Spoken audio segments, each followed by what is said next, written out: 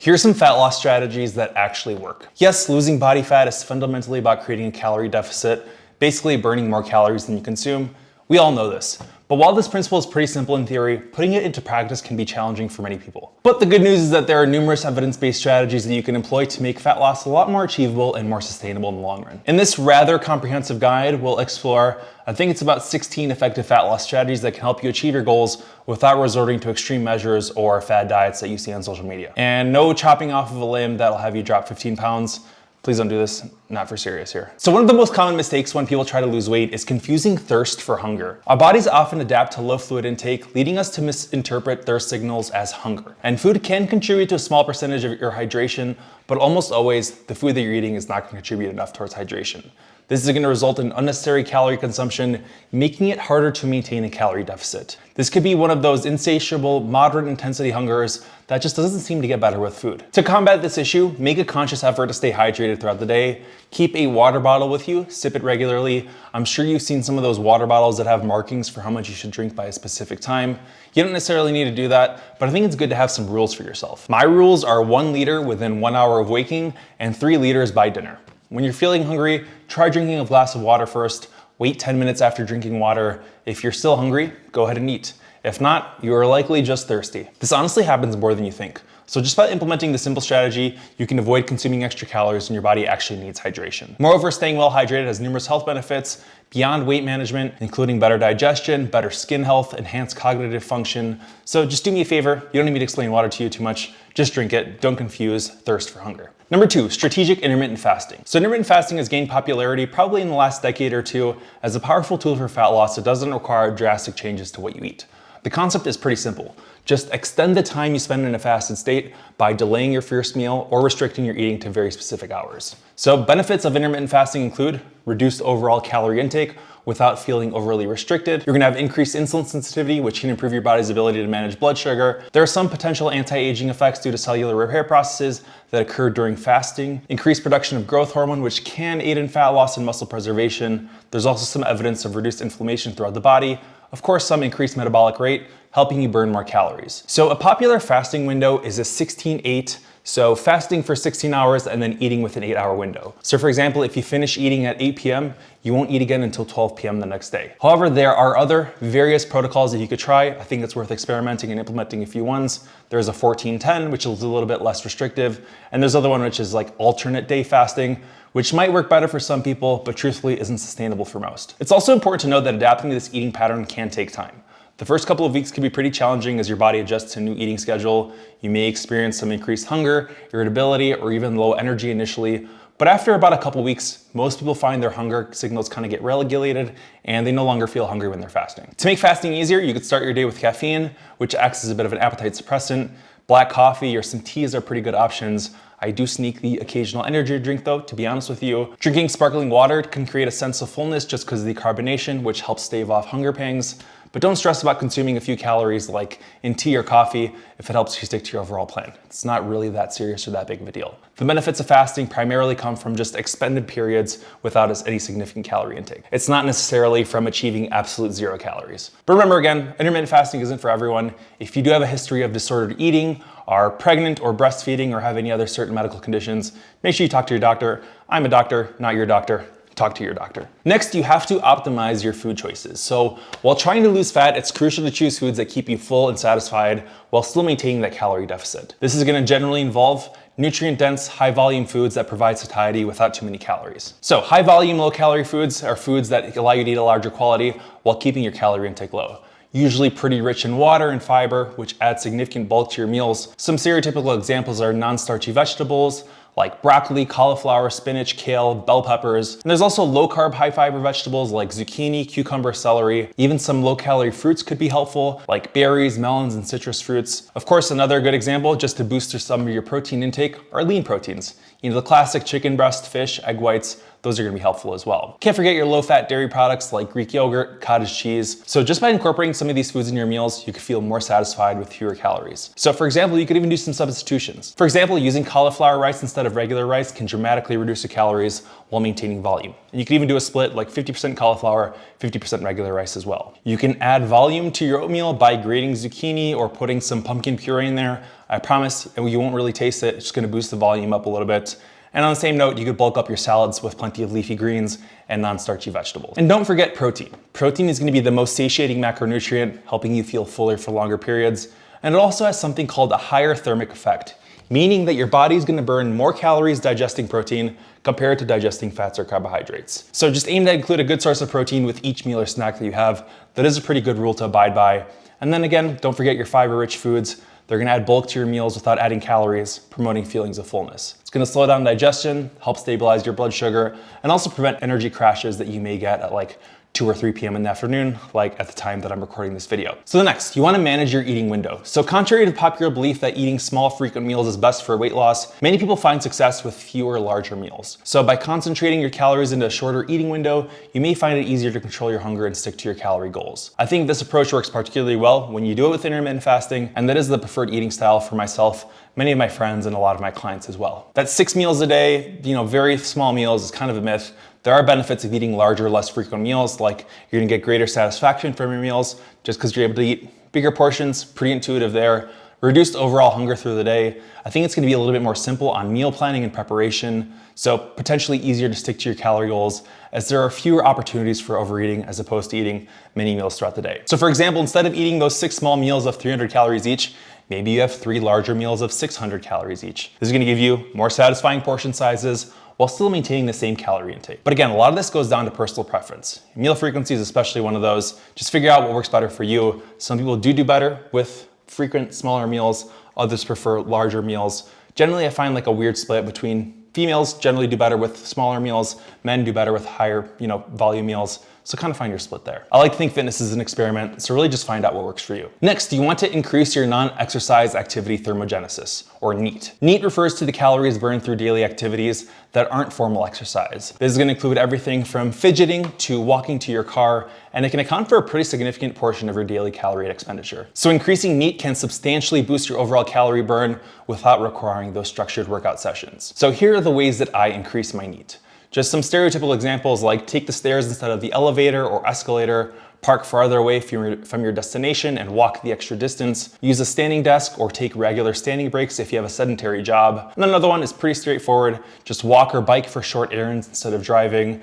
Make sure you do your household chores, clean your room, clean your house, garden, do some home repairs. And then another life hack is to get a dog or your neighbor's dog, take it for some extra walks too. I like to use a fitness tracker. I have a Ring, aim for around 8,000 to 10,000 steps per day. That's just a good rule of thumb to follow. And the beauty of focusing on NEAT is that these small activities add up over time. An extra 500 steps here or there may not seem like much, but over a week or a month, they can contribute significantly to your calorie deficit. Next, you must caffeinate. Most of us are already addicted to caffeine, let's be honest. But even then, caffeine can be a useful tool in your fat loss arsenal when used pretty strategically. It offers several benefits that can support your weight loss efforts, like increased calorie expenditure. Caffeine can boost your metabolic rate a little bit, helping you burn more calories throughout the day. You're definitely gonna have enhanced athletic performance. There's a lot of evidence and data that it can improve endurance and strength, allowing you to work out longer and harder. Pretty simple there. The other slight benefit is an appetite suppression. A lot of people find that caffeine helps curb their appetite, making it easier to stick to their calorie goals. Again, you're gonna have some improved focus and alertness, especially helpful if you're exercising in a fasted state or dealing with reduced energy from calorie restriction, or you need to get some heavy, mental tasks done for work in the morning when you're fasting. Consider having a cup of coffee or like a caffeinated pre-workout supplement in the morning, just to help manage some of your hunger and also boost your metabolism slightly. But again, be mindful with your overall caffeine intake. Try to avoid consuming it too late in the day. It probably will interfere in your sleep. I like to have a caffeine cutoff of around 2 or 3 p.m. so I can be rested for sleep by 10 p.m. But your own metabolism may be a effect here. Some people it may be noon, some people get away with taking it at 5, so your mileage may vary here. Next, you must make smart calorie reductions. So to create a calorie deficit, you want to reduce your daily intake by around 250 to maybe even 750 calories. This moderate approach is gonna be very sustainable, less likely to trigger extreme hunger or cravings compared to, cutting your daily intake by half or something like that. And you can even achieve this by small, simple swaps and mindful choices, like using fat-free or low-fat milk instead of whole milk in your coffee, choosing fruits over nuts for snacks. Fruits are generally gonna be lower in calories and higher in volume. Of course, opt for water, unsweetened tea, or sparkling water instead of a sugary drink or alcohol when you're out. And again, you could use low-calorie alternatives in cooking, like a light dash of cooking spray instead of oil, Greek yogurt instead of sour cream. There's plenty of options here. And even then with your meats, choose leaner cuts of meat, remove visible fat, bake them, grill them, or steam them instead of frying. Use smaller plates to naturally reduce portion sizes. That's a big psychological hack right there. And really, these changes might seem pretty insignificant on their own, but again, they add up over time without feeling super restrictive. The key is consistency here, making these choices most of the time while still allowing for the occasional treats. Next, you must prioritize protein. I'm gonna beat the word protein into your brain. Protein is the best macronutrient for gains. You know this. Increasing your protein intake can support fat loss in several ways. As I mentioned, the high thermic effect, the increased satiety, it's gonna make you feel fuller longer, gonna help you burn more calories. And of course, there's also the factor of muscle preservation. Adequate protein intake helps preserve muscle mass during calorie restriction, which is crucial for maintaining a healthy metabolism and all the hard work muscle that you've put on. Like I said, aim to include a pretty good protein source with each meal or snack. A general guideline is anywhere from 0.7 to 1 gram per pound of body weight daily when trying to lose fat. So this might look something like this. Maybe for breakfast, you have Greek yogurt with berries and a scoop of protein powder. Lunch, maybe a large salad with some chicken breast. Snack could be cottage cheese with some sliced cucumbers. Dinner, maybe you're gonna have a baked fish or baked chicken with roasted vegetables. So this is a highlight of basing your meals around a protein source. And if you do that, you should very easily hit this mark. Now, for the life hack of managing your environment, this is gonna be an extremely underrated component. Your environment's gonna play a crucial role in your eating habits. So by creating an environment that supports your goals, you can make it a whole lot easier to stick to your fat loss plan. So this one's pretty intuitive. Keep tempting high-calorie foods out of the house. If they're not readily available, you're less likely to indulge. Stock up on healthy, low-calorie alternatives. Keep cut vegetables, fruit, and other nutritious snacks easily accessible in your fridge. Another thing you could do is prepare meals in advance just to avoid impulsive food choices when you're hungry or tired. This happens to all of us. Just plan ahead. And again, use smaller plates or bowls just to naturally reduce your portion sizes. And keep those trigger foods out of sight. If you must keep them in the house, store them in an opaque container in like a hard-to-reach cabinet or something. Create a designated eating area and avoid eating in front of the TV or computer, which can also lead to mindless overeating. Now I get it, it's not realistic if you have kids or a partner or parents that like their snacks. Just hide them or ask them to help you keep accountable. And with that, plan for sweet cravings. You're gonna have them. When dieting, it's very common to experience increased cravings for sweet foods, and this is coming from a guy with an insane sweet tooth. Instead of just trying to eliminate these cravings entirely, which often leads to feelings of deprivation and eventual overeating, just plan for them. Plan ahead. It's that simple. Include a small sweet treat into your daily calorie allowance. You can do it, I promise. This could be a square of dark chocolate, a small serving of ice cream, or even a piece of fruit, whatever works for you here. Choose options that also provide nutritional benefits. For example, you could have protein ice cream made in a Ninja Creamy with frozen berries, protein powder, and a splash of almond milk. Greek yogurt with some granola even, or a drizzle of honey and cinnamon. You could bake an apple with some cinnamon and a dollop of Greek yogurt just to make kind of like an apple pie type thing. Lots of options here, even low-calorie alternatives like sugar-free Jell-O, even flavored teas, zero-calorie beverages, or a small piece of fruit can satisfy your sweet cravings without totally derailing your diet. And if you're really struggling with cravings, try brushing your teeth. The minty flavor can help reduce the desire for sweets. This one is a pretty big life hack. You can also even try just throwing in a piece of minty gum. That'll kind of distract you a little bit too. So just by planning for and accommodating these cravings in a controlled way, you're less likely to feel deprived and more likely to stick to the overall plan. It's all about the right strategies for you. And another thing that I think is important is to stay consistent with your eating schedule. Your body is a machine, a very smart one at that. Your body's hunger hormones like ghrelin adapt to your eating patterns. So by maintaining a pretty consistent eating schedule, you can train your body to expect food at certain times, potentially reducing random hunger pangs throughout the day. Honestly, try to eat your meals roughly at the same times each day. If you're following an intermittent fasting protocol, be consistent with your eating and fasting windows. And even on weekends or days off, I think you should try to stick to this as best as you can. Just because your body wants to maintain homeostasis, it likes that routine and pattern. The goal here is just to help regulate your body's internal clock, and it can make hunger a lot more predictable and manageable, which is something that you want. And this can go hand in hand with sleep as well. The human body just functions best with a component of routine and consistency. I mentioned caffeine earlier, but you also want to use caffeine and carbonation to manage your hunger. So you might get hungry throughout the day. I'm always hungry, to be completely fair with you, so a combination of caffeine and carbonated water can be surprisingly effective at curbing your appetite. Start your day with a caffeinated beverage, as I mentioned a little bit earlier. Follow up with some sparkling water or like a LaCroix or something like that. The combination of these two are going to give you a lot more fullness of feeling and help you manage your hunger until later in the day. I truthfully love my zero-calorie sparkling waters. LaCroix or an off-brand is great. Another go-to are those sparkling ices, which I find pretty helpful and tasty as well. And of course here, as I mentioned, we want to focus on food volume. So when choosing carbohydrate sources, opt for options that provide more volume for the same number of calories. This concept, often referred to as food volume or calorie density, can help you feel more satisfied while consuming fewer calories. So just think of this in terms of what you're eating normally. So for example, a large serving of roasted vegetables, like 2 cups or 2 fist sizes, may be the same amount of calories as a small serving of rice, which may be, a quarter the size of that.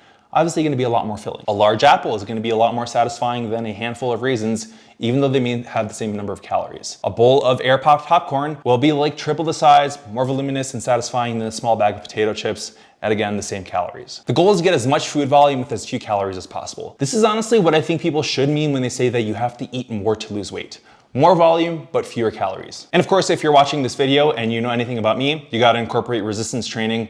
You probably already lift weights if you're watching this. I would be a fool not to include this though. So while not directly related to diet, resistance training is gonna be crucial for maintaining muscle mass during fat loss. Muscle tissue is metabolically active, meaning that it burns more calories even at rest than fat tissue, or I guess no tissue at all. So by preserving and even building muscle, you can support your fat loss efforts and just improve your overall body composition. I would say that you should aim to incorporate resistance training at least 2 or 3 times a week, focusing on compound exercises that work multiple muscle groups simultaneously, like squats, deadlifts, bench presses, rows, overhead presses, things like that. And remember, you must remember to progressively increase the weight or resistance as you get stronger, just to continue challenging your muscles and promoting adaptation. Ring ring, the sleep police are calling. You have to get enough sleep too. I'm a broken record on this one. Poor sleep can disrupt hunger hormones and lead to increased cravings and overeating as well. Lack of sleep has been linked to higher levels of ghrelin, which is the hunger hormone, and lower levels of leptin, which is the satiety and fat loss hormone, making it harder to stick to your goals. Cortisol, the main stress hormone, is also going to skyrocket with low sleep, which will lead to reduced protein synthesis,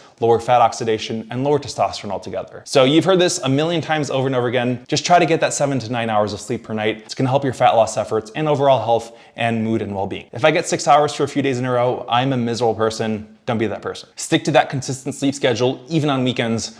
Try to have a relaxing bedtime routine, like avoiding screens for at least an hour before bed. Keep your bedroom cool, dark, quiet. Avoid any caffeine in the afternoon. So as a whole, I sleep from around, we'll call it 10 to 6 or 11 to 7 or so. I read for about 10 minutes before bed. Crank my bedroom air conditioner to 66 degrees. I also use earplugs and an eye mask, and that creates a nice environment for me. And of course, most importantly, you have to be patient and consistent. Fitness is a journey, it's not a sprint. Fat loss is gonna take time, and progress is not gonna always be linear. You might experience periods of rapid weight loss followed by plateaus, and this is gonna be normal. Doesn't necessarily indicate that your efforts aren't working. Honestly, all of my clients' body weight graphs are like a downtrending zigzag like this. Don't let it get in your head. I talk about this every single day with so many people. Just focus on consistently implementing these strategies rather than seeking quick fixes. It's gonna help you so much more in the long run. Remember, sustainable fat loss is about making long-term lifestyle changes, not just short-term drastic measures. Another thing that could be helpful here is to track your progress using multiple metrics, not just the scale. Take progress photos, measure body circumference,